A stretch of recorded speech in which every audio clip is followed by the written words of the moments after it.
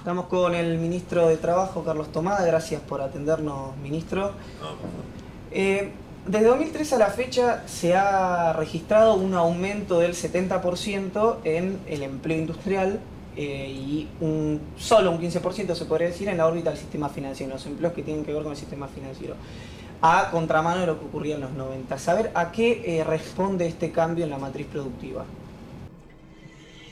Bueno, en realidad el cambio, hay dos cambios. Uno que fue planteado desde un primer momento, que era un fortalecimiento del mercado interno como una de las bases estructurales de un cambio, de una transformación en nuestro país, donde volvió otra vez a ser el eje de las políticas de Estado la producción de bienes y servicios y el trabajo. Este tema, esta decisión que tiene que ver con salirse de una lógica financierista, diría yo, que generaba, como alguna vez ha dicho Cristina Fernández de Kirchner, esto de que la plata genera plata, cuando en realidad el círculo virtuoso de la economía real tiene que ver con la transformación y la producción. Esto, por un lado, indicó entonces que el crecimiento del empleo fue un crecimiento muy particular, porque abarcó todas las categorías ocupacionales. O sea, tanto el trabajo manual como el trabajo más especializado y con más altas calificaciones, digamos. Esta fue una de las razones por las cuales la generación de empleo produjo un impacto tan grande en los indicadores sociales en nuestro país, porque fue un alto crecimiento del empleo, pero además expandido a todos los niveles y a todos los sectores, incluso a todo el país.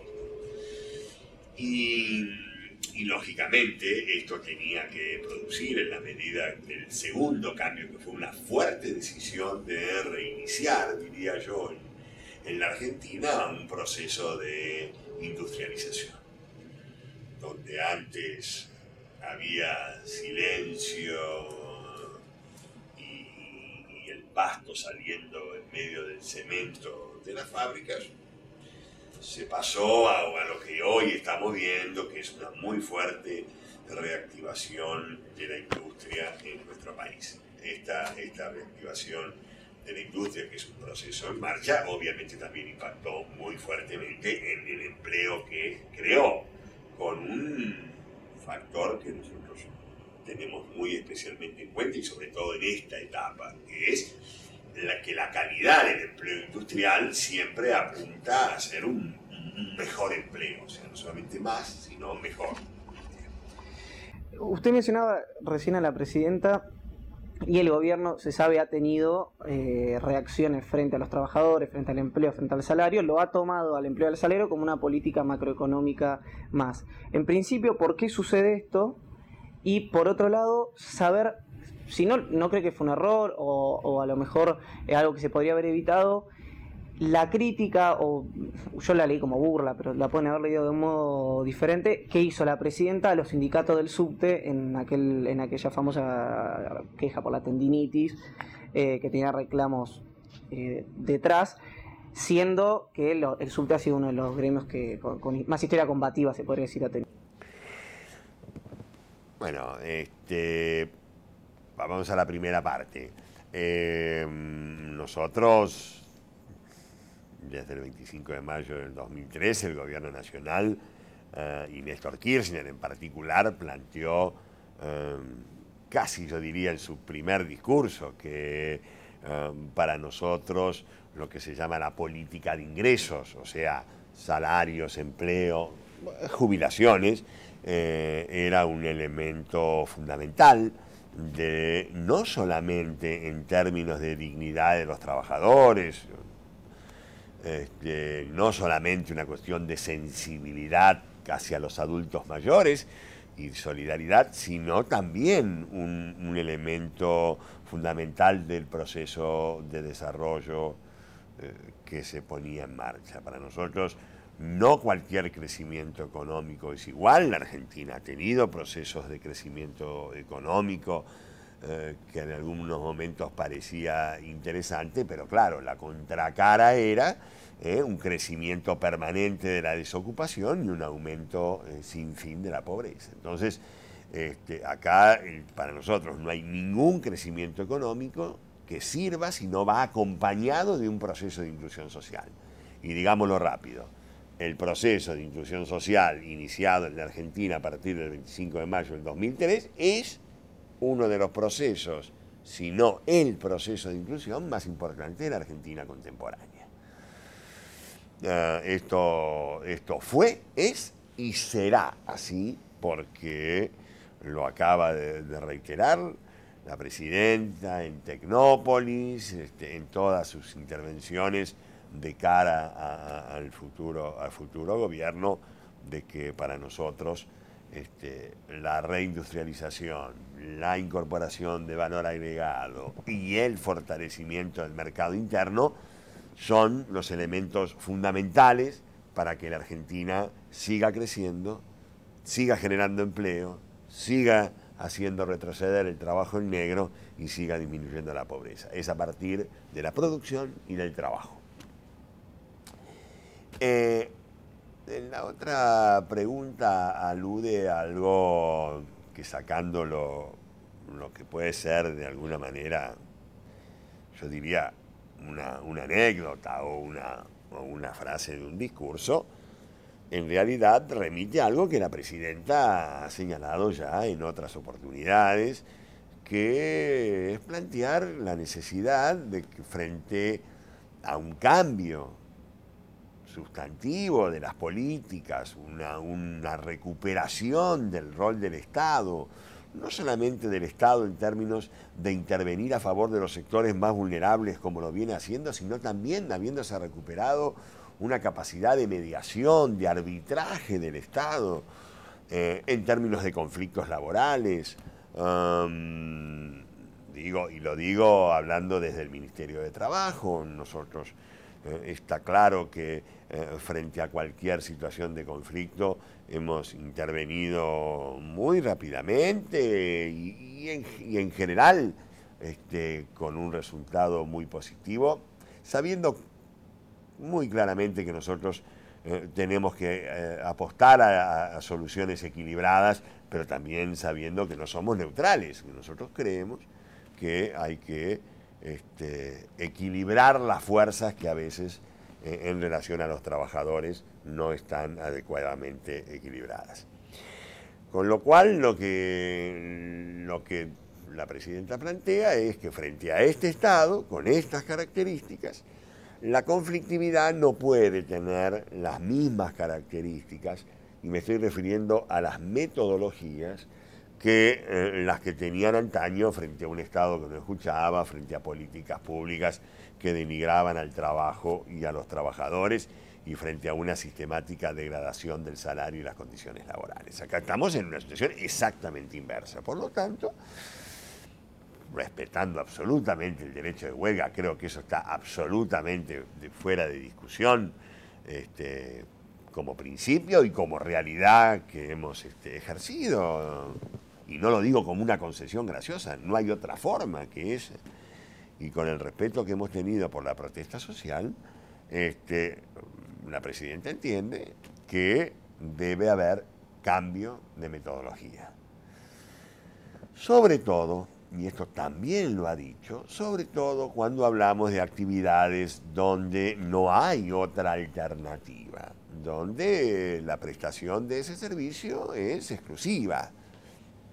Con lo cual la capacidad de daño, que también entendemos y sabemos que cuando hay un conflicto, quien está conduciendo la huelga sabe que produce un daño y forma parte, digamos, del conflicto. Bueno, precisamente a ellos apelaba la presidenta y decía que tiene que haber cierta proporción entre el reclamo y la forma de la protesta. No es lo mismo un conflicto de los pilotos de la única aerolínea que une todos los puntos del país, o también un paro en el subte que mueve a millones y a millones de ciudadanos cada día, por unanimidad.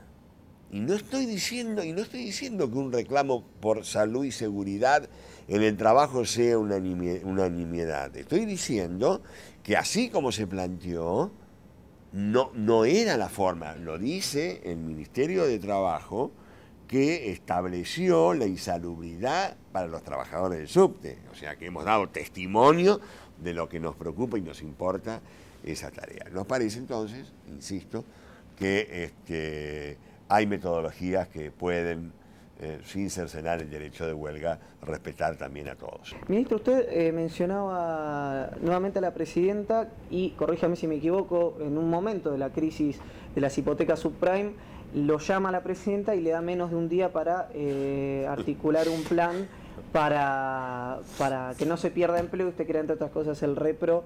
Saber si hoy, con la crisis de deuda que hay internacional, estamos preparados para una cosa similar, para que no se pierdan empleos, para que se mantenga la estabilidad de los trabajadores. Mi sonrisa es porque la anécdota es cierta, absolutamente, pero que ha quedado muy grabado el tema de que me dio 12 horas para resolverlo. Bueno, es un poco el estilo, Está muy bien de la presidenta. En ese caso, incluso se trató de reorientar y redefinir una institución que existía, pero claro, que no tenía el objetivo que finalmente la presidenta le dio, que fue, esto me parece que es lo sustantivo y viene a cuento de la pregunta y hacia el futuro. En la Argentina, cada vez que hubo que enfrentar una crisis de las muchas que hemos tenido, propias y ajenas, hubo una característica que se repitió en todas ellas hasta esta. En todas ellas, el empleo y la seguridad social fueron la variable de ajuste. El empleo, porque los sectores privados de la economía, a la menor turbulencia, recurrían al despido como una forma de cubrirse de futuros impactos. Y la seguridad social, porque el Estado, en este caso, siempre apeló a ajustar por el lado de la seguridad social, congelando jubilaciones, eliminando beneficios, excluyendo, privatizando, en fin, todas las cosas que hemos visto en estos años. El gobierno nacional, en esta oportunidad, reaccionó por otro lado. Como vos recordabas recién, la instrucción de la presidenta fue: vamos a proteger el empleo, no vamos a dejar que despidan así nomás, al contrario. Vamos en vez de preocuparnos por ver cómo protegíamos a los que se iban a despedir, hagamos cosas, políticas, acciones, gestiones, para que no haya despedidos, ¿sí? Para que no se pierdan los puestos de trabajo. Pero también al lado de eso, hubo un importante estímulo para mantener el nivel de actividad. Esto es, que se siguiera produciendo para que no decayera el nivel del empleo. Y el segundo punto, que yo creo que es muy importante y también es una clara señal de cómo enfrentamos la crisis, es que en tiempo de crisis la Argentina recuperó la administración de los fondos de la seguridad por parte del Estado, puso en marcha la movilidad para mantener actualizado el valor de las jubilaciones y amplió la cobertura porque creó la asignación universal por hijo. Es decir, en vez de ajustar por el lado de la seguridad social, utilizó a la seguridad social para fortalecer la demanda agregada. Esa fue la respuesta, ese fue el resultado exitoso y ese es el ejemplo que hoy significa la Argentina, y se los digo porque me ha tocado más de una vez ser invitado a distintos lugares en el mundo para explicar, contar, argumentar a favor de este tipo de política contracíclica. Lo saco un poco y lo llevo a la... que en realidad todo tiene que ver con todo, ¿no? Pero la asunción de uno que puede formar parte de medianos empresarios, como es José Ignacio Mendiguren, que en su momento fue asesorado por la presidenta del Banco Central, Marco Alponta, ya por 2002, y que parece que representa otra cosa. En realidad me arriesgo a decir que estoy seguro que representa otra cosa que los Rataxi, que los Méndez y demás. Eso... ¿Se puede dar lugar o se puede suponer que finalmente, si se mantiene esta relación gobierno-empresarios, se va a dar la creación de una burguesía nacional o que ahí está en formación? Me parece que sobre el tema de la burguesía nacional es más lo que se ha escrito que lo que se puede diseñar.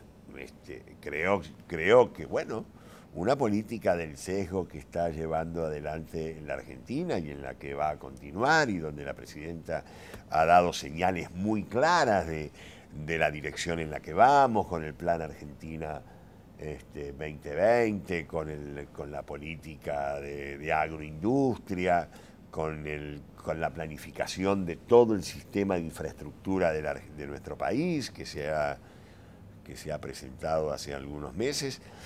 Me parece que está dando señales muy claras de que este camino requiere de la presencia del sector privado y por lo tanto de empresarios que estén más preocupados por reinvertir sus utilidades en el país y por fortalecer la producción en el territorio nacional que ser como en algún tiempo fue, menos exportadores de materia prima sin valor agregado o cambiar el aspecto de la fábrica y convertirla en un gran depósito de material importado para vender acá. Yo aspiro, y es que esa política, en la medida que se continúe consolidando, dará, si están a la altura del desafío histórico, dará la posibilidad de que se vaya gestando una burguesía nacional. Pero es difícil, lo que te quiero transmitir es, yo no creo que uno pueda crear la burguesía nacional. Si existe un fenómeno productivo como el que estamos viendo sostenido en el tiempo, parecería natural que esto devenga en una realidad. Y gestar una mayor responsabilidad empresaria como la que... Bueno, la responsabilidad social empresaria, que es un tema que este ministerio viene trabajando mucho y con algunos resultados muy positivos, claro que es uno de los elementos, pero yo confío más en que desde la propia naturaleza del proyecto político y del ansia de representatividad y protagonismo de los empresarios se vaya gestando esta realidad de una burguesía nacional, ¿no? Ministro, le voy a citar a Hegel y a Miguel del Cel en la misma pregunta, pero... Sos un tantito ecléctico. En lo que es la dialéctica para Hegel decía que el movimiento de contraposición es la afirmación de algo. Entonces tenemos, dentro del kirchnerismo, este es un análisis que usted puede no coincidir desde ya, tenemos a Carlos Zanini, por ejemplo, por un lado, que cree en la lucha popular prolongada, un término maoísta que ya conocemos. Y por el otro lado lo tiene por ejemplo, a Daniel Scioli, que lo llamó a Del Cel para felicitarlo en la gobernación por la elección de Santa Fe, lo llamó a Menem por la absolución del caso Armas. Si esa contraposición, ese movimiento de contraposición, efectivamente Hegel tiene razón y surge en algo, ¿en qué cree que va a surgir? ¿O cuál de los dos espacios cree que se va a imponer en ese caso?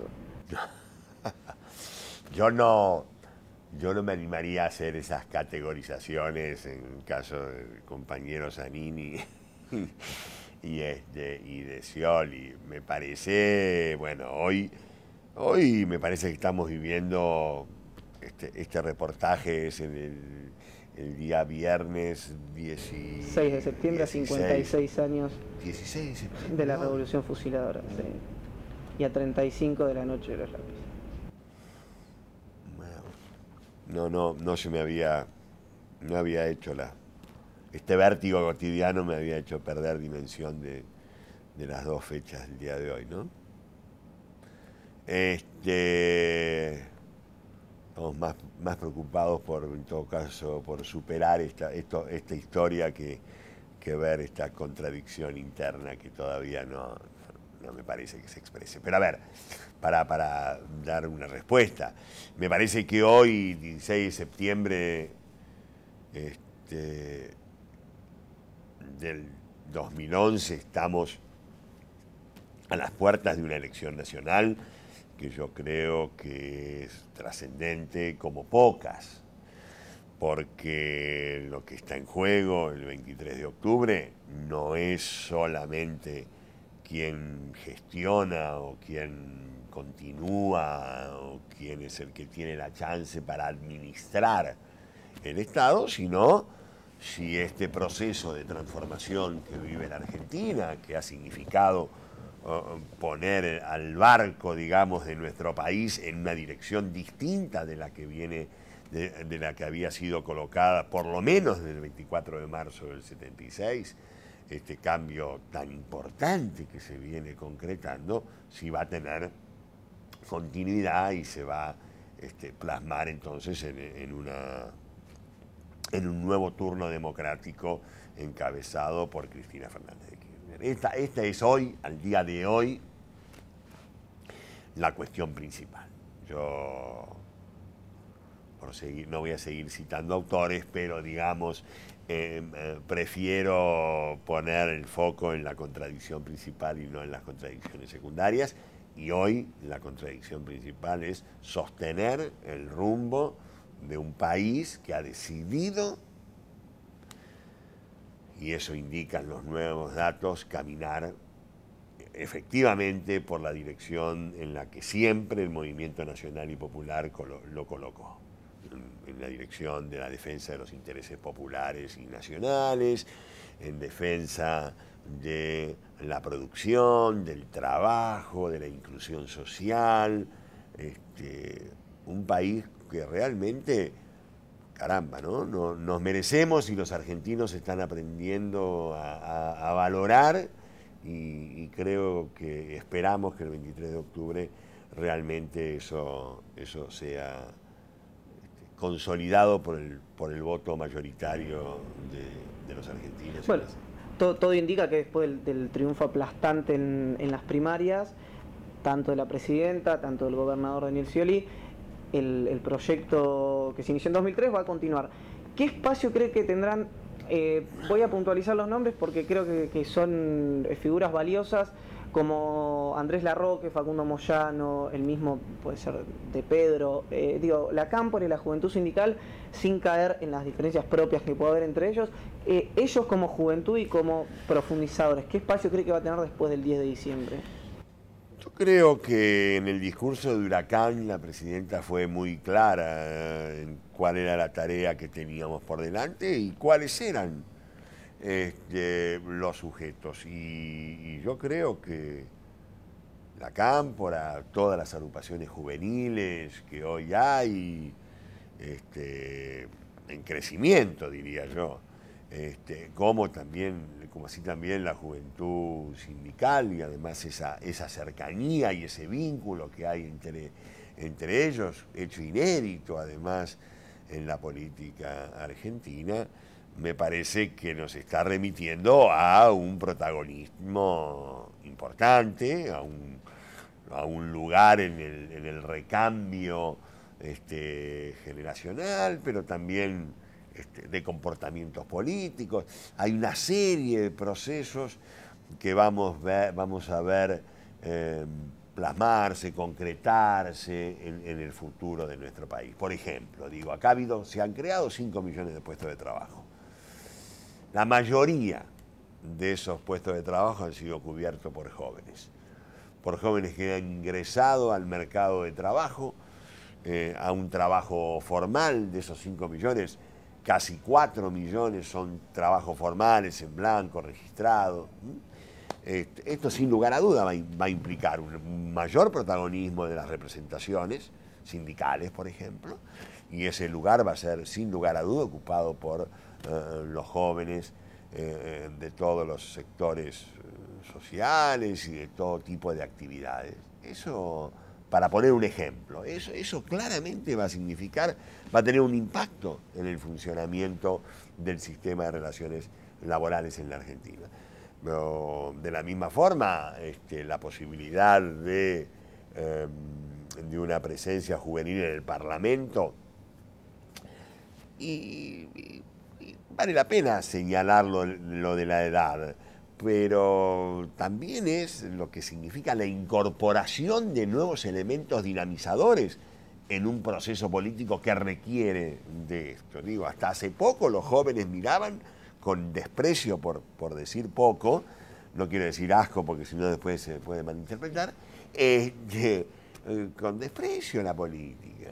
Y hoy lo consideran, vuelven a imaginarla como una actividad noble, como la posibilidad de transformar la realidad. Me parece que eso sin lugar a duda enriquece y va a enriquecer mucho el futuro político de nuestro país. La presidenta se ha planteado a sí misma como un puente en esta transición, y si finalmente las urnas confirman el triunfo de nuestro proyecto, esto va a ser sin lugar a dudas una realidad que vamos a ver en la política cotidiana. Por ejemplo, voy con las últimas dos, pero me interesa lo de la incorporación de los jóvenes, no solo como un mero acto simbólico, sino, por ejemplo, tomando lo que ha dicho Facundo Moyano en las últimas entrevistas, él plantea la necesidad de una nueva ley de entidades financieras, por ejemplo, de sectores como la campaña nacional por el aborto, la despenalización del aborto, y hay otras medidas como una reforma tributaria y demás. Eso con lo que se supone que va a ocurrir el 23 de octubre, que se va a consolidar una mayoría del kirchnerismo. ¿Cree que en esos 4 años se pueden esperar ese tipo de medidas o paso a paso? Que sean paso a paso no es contradictorio que sea paso a paso y que alguna de esas medidas pudieran concretarse. Pero esas transformaciones hay que ponerlas en un adecuado contexto y en un proceso donde lo que no podemos hacer es retroceder. Argentina ha sufrido mucho de la acción y reacción, ha sufrido sobre todo de la reacción, ha sufrido mucho los ciudadanos, nuestro pueblo, de estos marchas y contramarchas de los procesos históricos. Entonces, me parece bien que haya agentes dinamizadores, que haya sectores más dinámicos en la política, y también me parece que es necesario ir consolidando todas y cada uno de los logros y ir avanzando, forzando los límites en la medida que la relación de fuerza se consolide en favor de los intereses populares. Bueno, y ahora sí, justamente a 56 años de la revolución, mal llamada Revolución Libertadora, ¿no?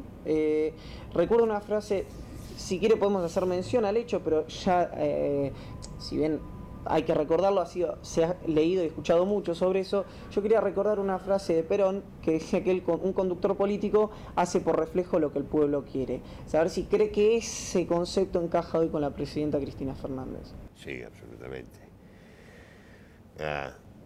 Yo creo que la sucesiva ratificación de legitimidad y de representatividad que ha tenido este proyecto nacional está indicando muy claramente que el pueblo se expresa y sus máximos dirigentes interpretan lo que ese pueblo está planteando. Yo creo que hay una relación dialéctica, digamos, muy fuerte. Alguna vez Néstor Kirchner señalaba que en realidad lo que el pueblo lo reconocía, pero en realidad lo que ocurría era que él hacía lo que el pueblo quería.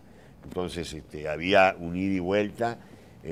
Yo creo que no en vano el liderazgo primero de Néstor y de Cristina tiene yo diría, la legitimidad popular y el reconocimiento que cada vez que hay que ponerlo en juego se expresa y se ratifica. Creo que estamos además frente a un hecho novedoso, ¿no? Este liderazgo, primero de Néstor y después de Cristina, ¿no?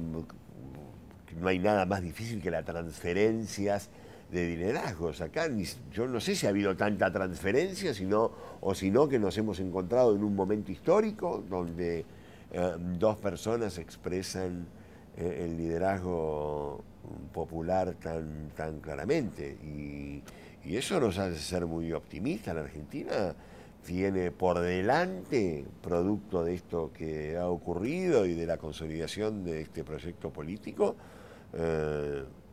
años de crecimiento económico, años de consolidación social, años de fortalecimiento de la democracia por delante, que realmente dan para pensar que estamos en uno de los ciclos más virtuosos que ha tenido la Argentina.